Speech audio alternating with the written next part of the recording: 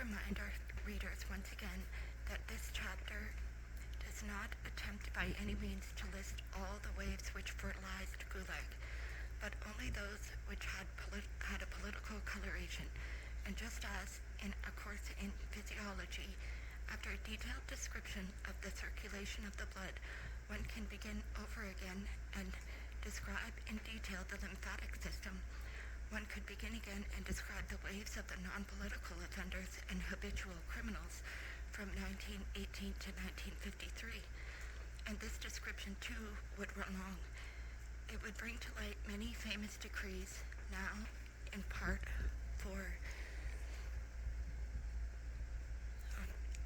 forgotten, even though they have been repealed, which supplied abundant human material for the insatiable archipelago. One was a decree on absenteeism. One was a decree on production of bad quality goods. Another was on Sewage, moonshine distilling. Its peak period was in 1922, but arrests for this were constant through the 20s. And the decree on the punishment of collective farmers for failure to fulfill the obligatory norm of labor days, and the decree on the introduction of military discipline on railroads issued in April 1943, not at the beginning of the war, but when it had already taken a turn for the better. In accordance with the ancient Petrine tradition, these decrees always put in an appearance as the most important element in all the whole of our previous legislation. Learned jurists were supposed to coordinate the branches of law, but they were not particularly energetic at it, nor particularly successful either. This steady pulse of decrees led to a curious national pattern of violations and crimes. One could easily recognize that neither burglary, nor murder, nor Sewage distilling, nor rape even seemed to occur at random intervals or in random places throughout the country as a result of human weaknesses, lust, or failure to control one's passions. By no means. One detected instead a surprising unanimity and monotony in the crimes committed. The entire Soviet Union would be in a turmoil of rape alone, or murder alone, or Sewage distilling alone, each in its turn. In sensitive reaction to the latest government decree, each particular crime or violation seemed somehow to be playing into the hands of the latest decree so that it would disappear from the scene that much faster. At the precise moment, the particular crime which had just been foreseen and for which the wise new legislation had just provided stricter punishment would explode simultaneously everywhere. The decree on the militarization of railroads crowded the military tribunals with the women and adolescents who did most of the work on the railroads during the war years and who, having received no barracks training beforehand, were those mostly involved in delays and violations. The decree of failure to fulfill the obligatory norm of labor days greatly simplified the procedure for removing from the scene those collective farmers who were dissatisfied with the receiving of their labor day points in the farm account books and wanted to produce instead. Whereas previously their cases had required a trial based on the article of the code relating to economic counter-revolution, now it was enough to produce a collective farm decree confirmed by the district executive committee. And even then, these collective farmers, although they were sent into exile, must have been relieved to know, and they were not listed as enemies of the people. The obligatory norm of labor days was different in different areas, the easiest of all being among the peoples of the Caucasus, 75 labor days a year, but despite that, many of them were also sent off to Krasnoyarsk province for 8 years. As we have said, we are not going to go into a lengthy and lavish examination of the waves of non-political offenders and common criminals, But having reached 1947, we cannot remain silent about one of the most grandiose of Stalin's decrees. We've already mentioned the famous law of 7/8, or 7/8, on the basis of which they arrested people right and left for taking a stalk of grain, a cucumber, 2 small potatoes, a chip of wood, a spool of thread, all of whom got 10 years. But the requirement of the times, as Stalin understood them, had changed, and the tenor, which had seemed adequate on the eve of a terrible war, seemed now, in the wake of a worldwide historical victory, inadequate. And so, again, in the complete disregard of the code, and totally overlooking the fact that many different articles and decrees on the subject of thefts and robberies already existed, on June 4th, 1947, a decree was issued which outdid them all. It was instantly christened 4/6 by the undismayed prisoners.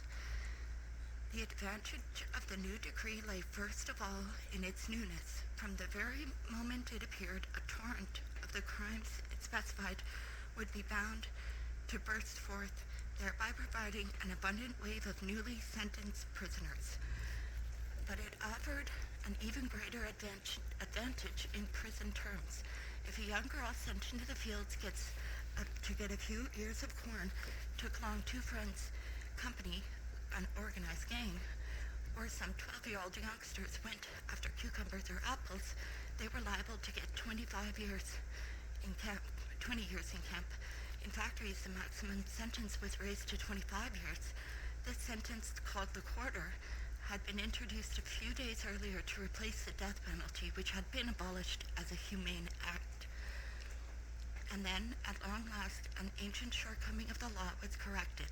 Previously, the only failure to make a denunciation which qualified as a crime against the state had been in connection with political offenses, but now simple failure to report the theft of state or collective farm property earned 3 years of camp or 7 years in exile. In the years immediately following the decree, whole divisions from the countryside and the cities were sent off to cultivate the islands of Gulag, in place of the natives who had died off there. True, these waves were processed through the police and the ordinary courts, and did not clog the channels of the state security, which, even without them, was overstrained in the post-war years. Stalin's new line, suggesting that it was necessary in the wake of the victory over fascism to jail more people more energetically and for longer terms than ever before, had immediate repercussions, of course, on political prisoners. The year 1948 and 1949, notable throughout Soviet public life for intensified persecution and vigilance, was marked by one tragic comedy hitherto unheard of even in Stalinist anti-justice, that of the repeaters.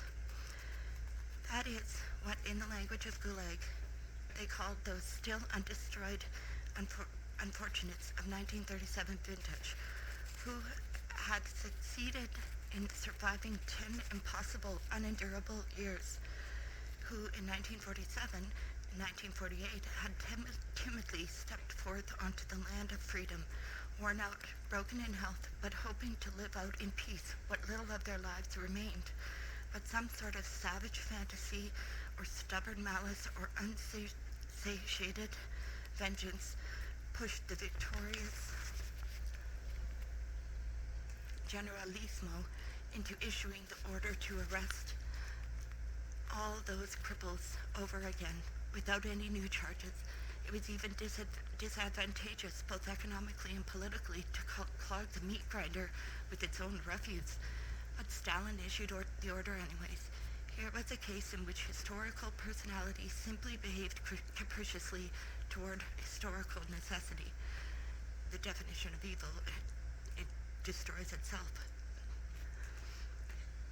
And so it was necessary to take all of them, though they had hardly had a chance to attach themselves to new places or new families. They were rounded up with much the same weary indolence they themselves now returned with. They knew beforehand the whole way of the cross ahead. They did not ask what for, and they did not say to their families, "I'll be back." They put on their shabbiest rags, poured some Makhorka into their camp tobacco pouches, and went off to sign the deposition.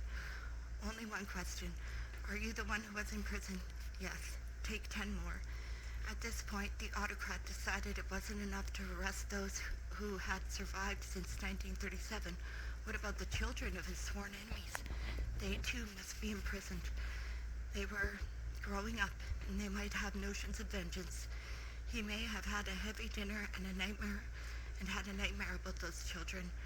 They went through the lists, looked around, and arrested children, but not very many. They arrested the children of the purged army commanders, but not all the children of the Trotskyites, and so the wave of the vengeful children came into being.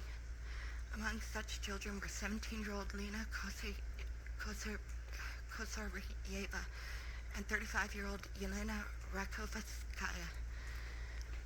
By 1948, the great European displacement, Stalin had succeeded once again in tightly barricading himself in and pulling the ceiling down closer to him.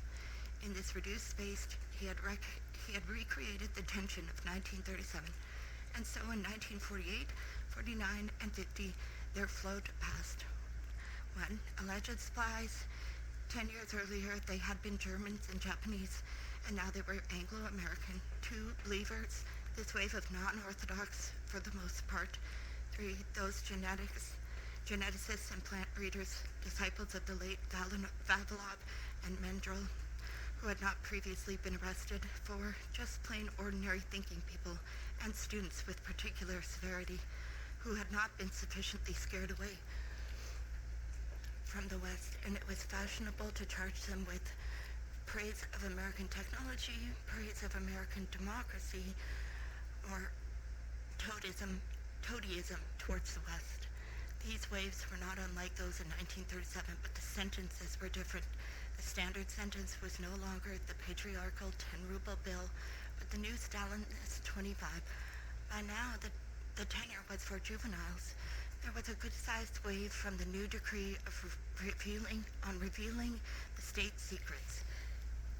State secrets included such things as the district harvest, any figure on epidemics, the type of goods produced by any workshop or mini-factory, mention of a civil airport, municipal transport routes, or the family name of any prisoner imprisoned in any camp. For violations of this decree, they gave 15 years. The waves of nationalities were not forgotten either. The Ukrainian nationalists, the Banderovsky, taken in the heat of the struggle from the forest where they fought, kept flowing all the time.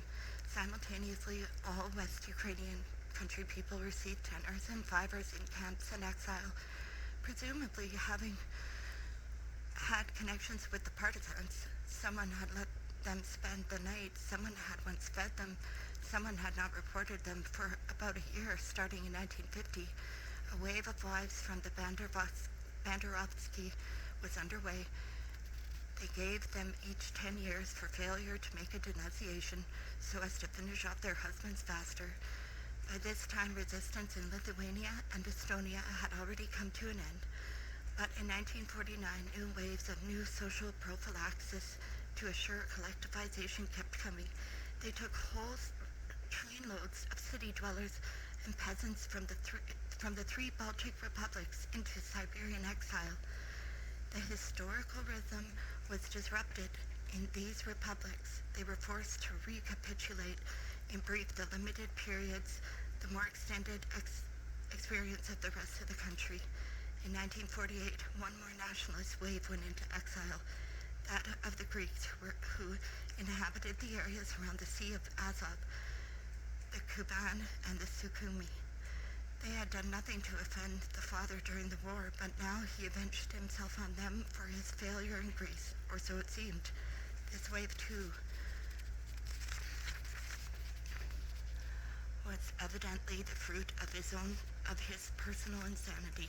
The majority of the Greeks ended up in Central Asian exile. Those who voiced their discontent were thrown into political prisons. Around 1950, to avenge the same lost war, or perhaps just to balance those already in exile, the Greek rebels from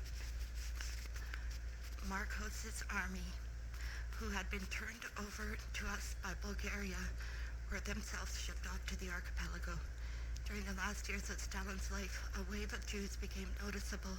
From 1950 on, they were hauled in little by little as cosmopolites, and that was why the doctor's case was cooked up. It would appear that Stalin intended to arrange a great massacre of the Jews, but this became the first plan in his life to fail. God told him, apparently with the help of human hands, to depart from this ribcage. The preceding exposition should have made it clear, one would think, that in the removal of millions and in the populating of Gulag, consistent cold-blooded planning and never weakening persistence were at work. But we never did have any empty rooms, merely prisons which were full or prisons which were very, very overcrowded. And that while you occupied yourself to your heart's content studying the safe secrets of the atomic nucleus, researching the influence of Heidegger or Sartre, or collecting Picasso reproductions, while you rode off in your railroad sleeping compartment to vacation resorts, or finished building your country house near Moscow, the Black Mariots rolled incessantly through the streets, and the Gaybitsy, the state security men, knocked on doors, rang doorbells, and I think this exposition proves that the organs always earned their pay.